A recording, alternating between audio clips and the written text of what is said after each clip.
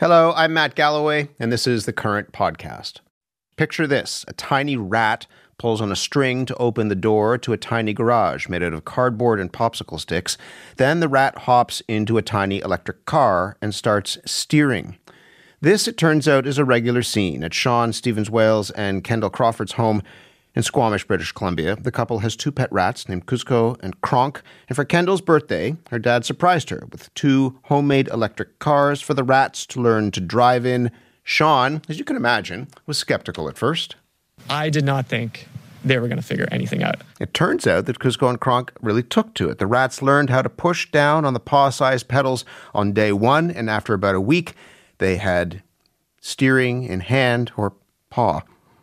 Their ability to conceptualize where they are, just as humans do when they're driving, is pretty incredible. Kuzco and Kronk have gone viral on social media right now, but they're not the first rats to get behind the wheel. Researchers at the University of Richmond in Virginia actually started teaching rats to drive in 2017. The first prototype car was made out of a plastic cereal container. Not surprisingly, news of that research also went viral.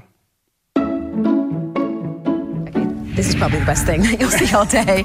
New this morning, rats. Take a look right here. Rats driving tiny cars in exchange for Fruit Loops. But you can see the rats actually navigating this little arena. It is both the coolest and cutest thing in the entire world. By the way, side note, They're driving these tiny cars. Oh, I see. So as it's sort of pedaling, it's moving it forward. Is that the way it works? It is. The original goal of this research was to look at how training the rats to drive might affect their brains. 5 years later, the project has evolved. Now they're delving into whether rats feel excitement, even joy, and what we might learn from that. Kelly Lambert is a professor of behavioral neuroscience at the University of Richmond in Richmond, Virginia. Kelly, good morning. Good morning. The brain spins thinking about all of this. Why did you decide you wanted to teach rats how to drive?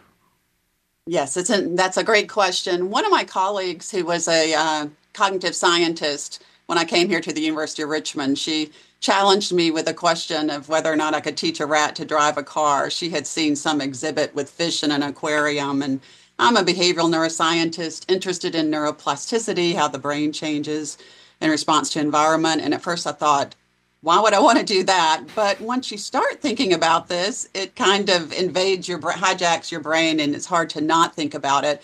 And I saw that there was potential to learn more about how a rat could acquire a very complex skill. So it became a serious-minded project. But then they seemed to enjoy it so much that has caused me to pivot our research to look at more positive emotions and use some of the rat experiences to understand more about that. So it was a challenge, but it turned out to be very interesting, and the rats are considering to drive the research in my lab. I want to talk about the positive emotions that come out of this, but just quickly tell us how you teach a rat how to drive. And they're operating these ROVs, rat-operated vehicles, right? Yes, we like to call them that. Yes. We use good old-fashioned psychology, operant, behavioral conditioning and shaping. So you need a reward or an incentive, and that's a Fruit Loop cereal piece in our lab. That's our currency for the rats. So they're very motivated to do something to get that. So first, we have to introduce them to the car so they feel comfortable getting in, and then approaching the dashboard, if you will, and then activating the driving mechanism, the lever, and then pressing that down. So we require them to do a little bit more day after day after day to learn to drive forward. And then we've played around with we're in our third version of the rodent, or the ROV, and we have different levers for right and left turns. So once we teach them to turn, to go straight, then use that conditioning, that behavioral shaping to teach them to turn right and left. And interestingly, the first time we taught them steering, once they learned to go left, they generalized and as if they had the concept of turning, and they automatically knew how to turn the car right. So they're surprising us with, I should know, I've worked with rats over 30 years and they constantly outsmart me and surprise me, but they're continuing to do so. So how did you figure out that they got some sort of excitement or joy from this, that they weren't just looking for the reward, but something else was going on? Yeah, and it's hard to disentangle it from the reward. But what really struck me was during the pandemic, my trainees and all the students were gone, and we had one group of driving rats. And this has become science outreach as well, is why I'm talking to you. So I went into, I think everybody kind of had a low mood during the pandemic, but I went into the lab to check on the rats, to feed them that day. And they just came up to the cage and they were climbing up and down and reaching out, and they just seemed so excited to see me. And I was excited to see them. And I know we have to be careful about using these terms with rats, but they were showing all this, intensity of behavior. And I just decided then that I wanted to learn more about what that response, it looks, and we're using the word joy in some animal work now, this intensity of a response.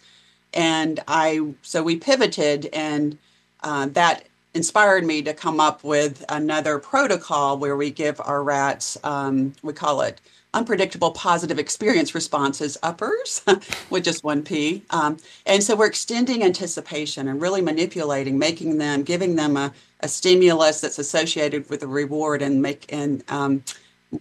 requiring them to wait for it. So it's a lot of wait for it, and they show this excitement. So after several weeks of that uppers training, now we're looking at how that influences cognitive strategies like optimism strategies, which you can assess in a rat in an interesting way, and their boldness and cognitive tasks. And anticipation really revs up a lot of the brain, and it is rewarding in itself.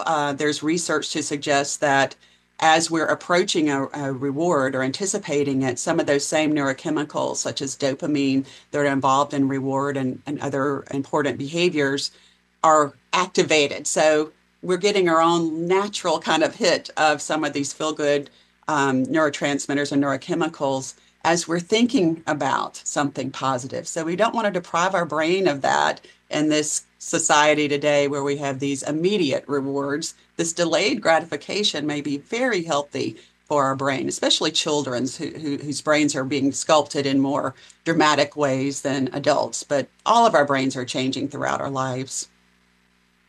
Rats can experience optimism? Well, we think so. Yeah.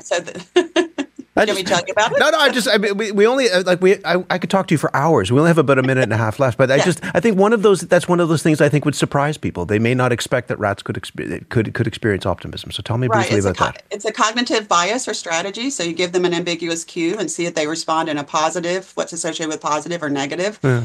And at least for the males, we're shifting. The females seem to be a little bit more grounded in what we've done so far, and that may be relevant for humans as well. But yeah, it's a cognitive strategy, and so we're excited to at least they're shifting on a rat model of optimism. This is still preliminary. We're writing some of this up. We presented it at conferences, but it's just surprising where these rodent studies can take us. How should we think differently about these rodents then?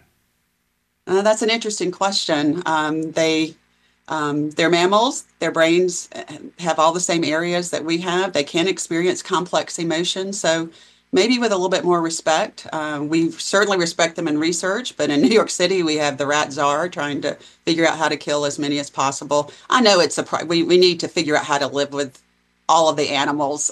This is a challenge, but I do respect rodents. I read a whole book, The Lab Rat Chronicles, about all the lessons I've learned from these animals. There's something to take from that, I think. Kelly, thank you very much for this. But there's a lot that I'm thinking about. I see rats on my way into work almost every morning, and Oh, really? Yes. Yeah, and that's how I think about them. But now I should think perhaps differently about those. We're starting to look at the wild ones, and they are some tough cookies. They are very different from these docile lab rats, but they're amazing in their ability to cope with the reality of the real world out there. Yeah. So I think we can learn about coping mechanisms from those wild rats. The last thing I want to see is one of them behind the wheel of anything. Kelly, thank you very much. You're quite welcome. Have a good day. Kelly Lambert is a professor of behavioral neuroscience at the University of Richmond in Richmond, Virginia.